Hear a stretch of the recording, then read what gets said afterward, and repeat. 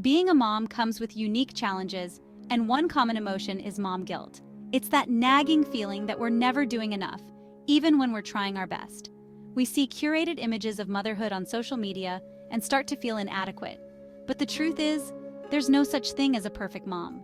We are all just doing the best we can, and that's enough. Learning to manage this guilt is essential for your emotional well-being and the happiness of your family. The first step to overcoming difficult emotions is to acknowledge their presence. Don't try to bury the guilt or pretend it's not there. Look it square in the eye and say, "I see you, guilt." Once you've acknowledged the guilt, get curious about it. Where is it coming from? What is it trying to tell you? Sometimes, just naming the source of our guilt can take away some of its power. Once we understand where it's coming from, we can start to challenge it and reframe our thinking. Striving for perfection is damaging. It's an impossible standard that leaves us feeling inadequate. Instead of chasing perfection, let's embrace the beauty of imperfection and give ourselves permission to be human. Parenting is about showing up with love even when we're tired or overwhelmed. Our children don't need us to be perfect. They need us to be present, authentic, and engaged. They need us to model resilience, self-compassion, and the courage to be imperfect. Our feelings of guilt often stem from unrealistic expectations. We feel like we should be able to do it all, but the truth is, something has to give. Let's redefine what success looks like for us and set realistic goals in line with our values. It's okay to ask for help, say no to draining commitments, and prioritize our well-being. We cannot pour from an empty cup. Prioritize self-care. It's often the first thing to go when we're overwhelmed. We tell ourselves we don't have time for self-care, but we can't be fully present parents if we're running on empty. Self-care is essential. It's about replenishing our energy and showing up as the best versions of ourselves. It doesn't have to be grand. Small acts of self-care can make a world of difference. Even a walk in nature, reading a book, or enjoying a cup of tea in silence can help.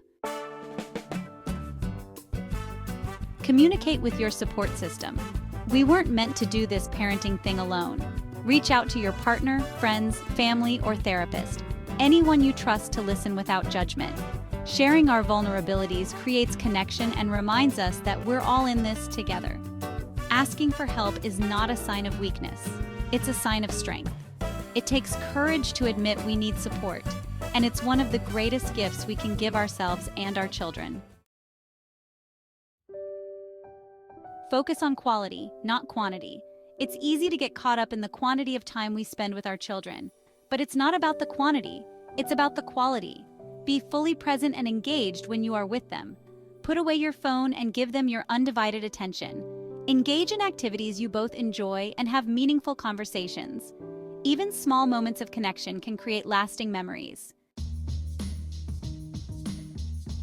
Embrace flexibility. Life is messy and unpredictable, especially in parenting.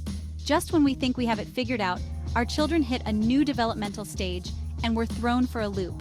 The key to navigating these challenges is to embrace flexibility and let go of the need for control.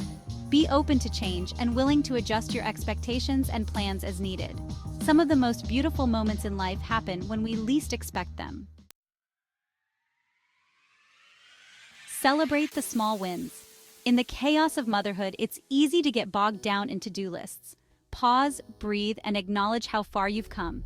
Celebrate the small wins, the moments of connection, acts of love, and challenges overcome.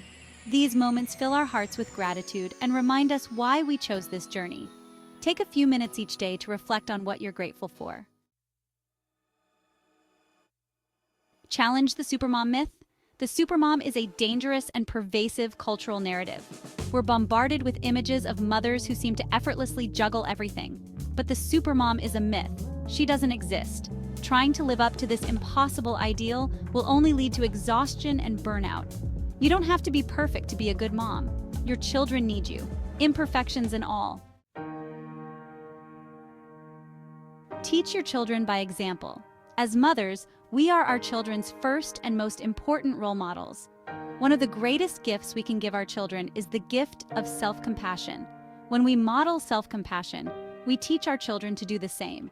We show them that it's okay to make mistakes and that they are worthy of love and acceptance.